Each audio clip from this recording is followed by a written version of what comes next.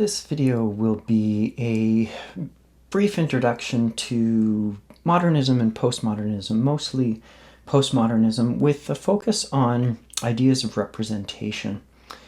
And it'll sort of set up some of the ideas that we'll be studying in Oryx and Crake, but it's also something we should keep in mind in any novel that we're reading. It's more about art in general and how art functions. So, put very briefly, modernism is roughly seen as the first half of the 20th century, sort of the late 1890s, up until the Second World War. And then postmodernism is seen as after World War II, sort of, 1960s-ish kind of onset, the post-war decades there. And some people make a stronger distinction between modernism and postmodernism as if they were two separate periods. Others see them as kind of related and quite closely aligned, and some people don't even like the distinction between modern and postmodern periods, and I'll explain a little bit as to why that's the case. For our purposes, it primarily has to do with issues of representation, and I'll get to that in a little bit, but the main point to think about now is that art is a form of representation, and we want to think about how art represents things. Okay, so I'll just begin with a definition of postmodernism, and this is from a fairly famous book by Frederick Jameson that was published in 1988, I believe. And he says, postmodernism theory is one of those attempts, the effort to take the temperature of the age without instruments, and in a situation in which we are not even sure there is so coherent a thing as an age, or zeitgeist, which just means spirit of the time, or system or current situation any longer. So postmodernism trades in these kinds of contradictions. Is how do we measure the world when we're not even sure of our measurement anymore, that we don't know about the units of measurement? So in the old days, when you might have God or some objective thing that you thought could measure it, postmodernism casts into doubt a lot of these measuring systems. So we're trying to take the temperature of the age without a thermometer. Okay, so how do you measure without measurement? Okay.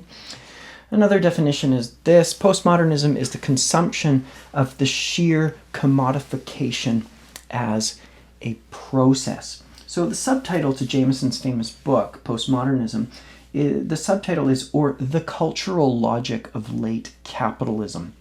So Jameson comes out of a Marxist history. Some people sort of say he's not a real Marxist, and that's a different discussion, but he's looking at a critique of capitalist society. So he's largely looking at the ascendancy of the United States in the post-war period.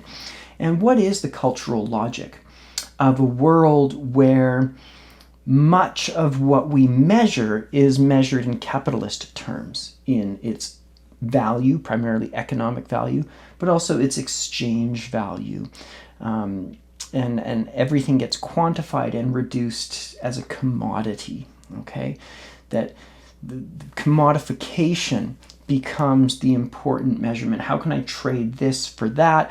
What is the value of this in terms of that other thing? That things don't necessarily have intrinsic value anymore, art for art's sake, but things have exchange value. How much is that painting worth? Whether that's monetarily or otherwise, but it becomes a process of exchange. Okay?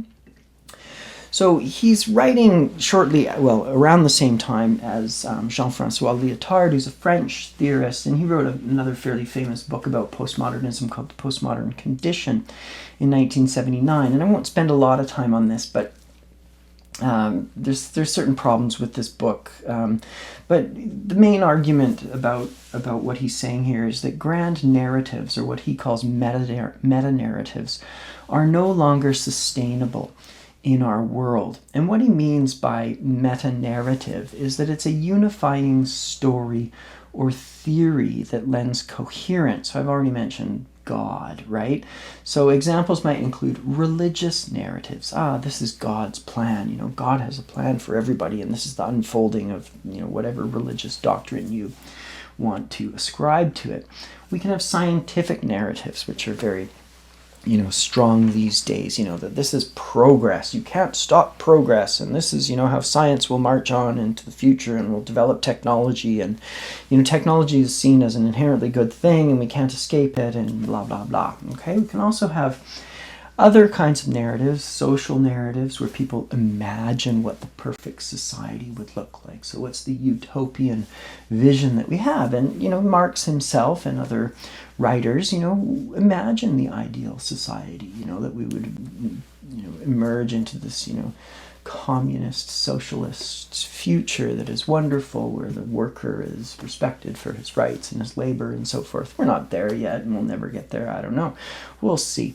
But, the idea of what the ideal society might look like. Maybe it's a capitalist, technocratic society like we see in Oryx and Crake.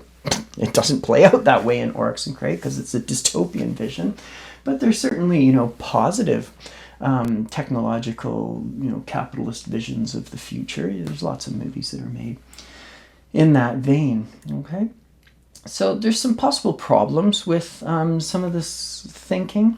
Is that postmodernism itself is a narrative. It's a meta-narrative. It's a story about the world, and this appears to be a contradiction.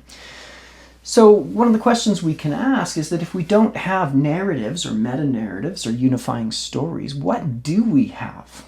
Okay, if we don't have meta-narratives that cohere, do we just have a bunch of fragments? Okay, and how do we say anything at all?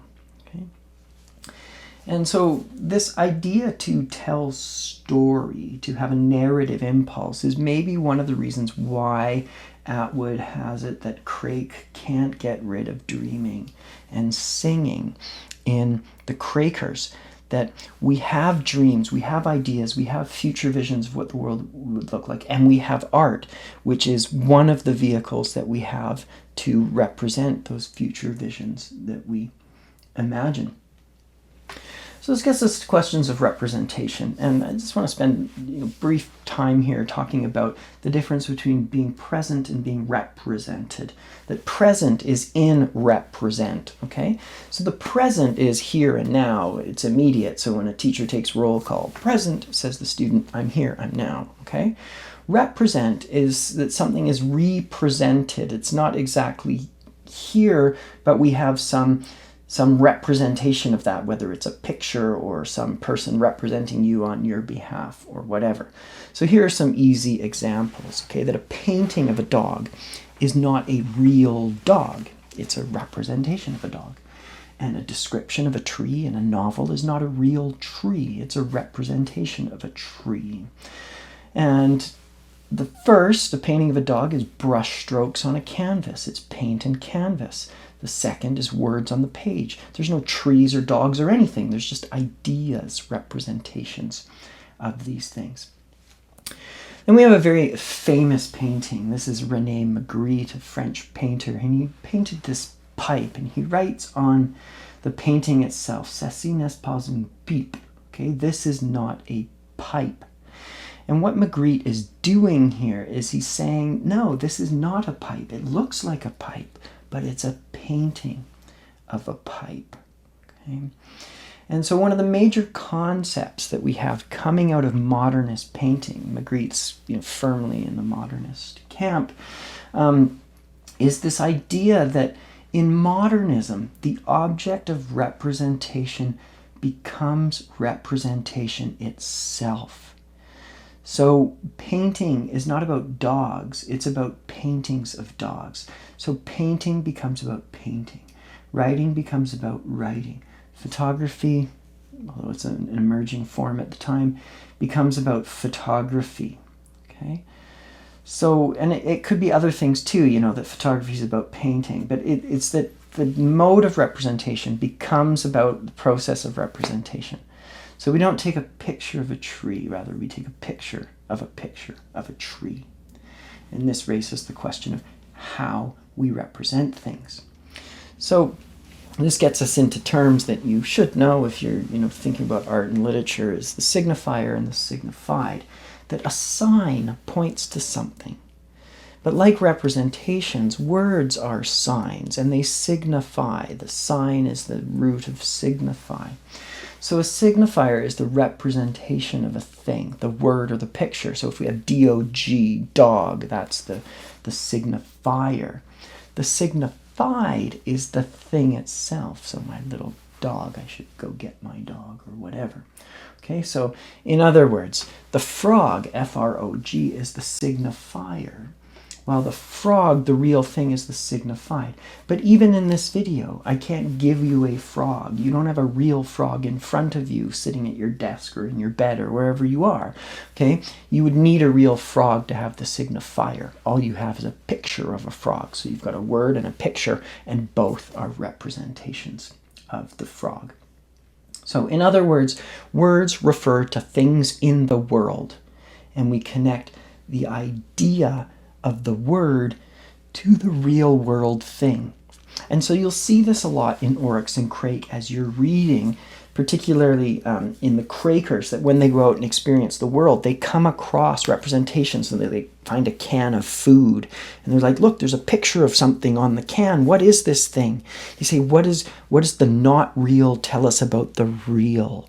Okay, so what is the relation of the not real thing, the signifier, to the signified, the real thing in the world?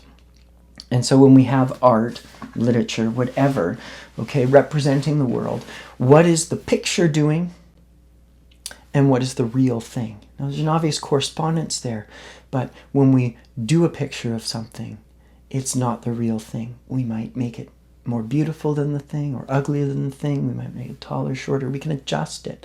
And so we want to have conversations about how literature represents the world and how do we understand the artistic representation of the world in the novel or the poem or whatever to the world itself. And this is where we get commentary or dialogue between the artwork and the world.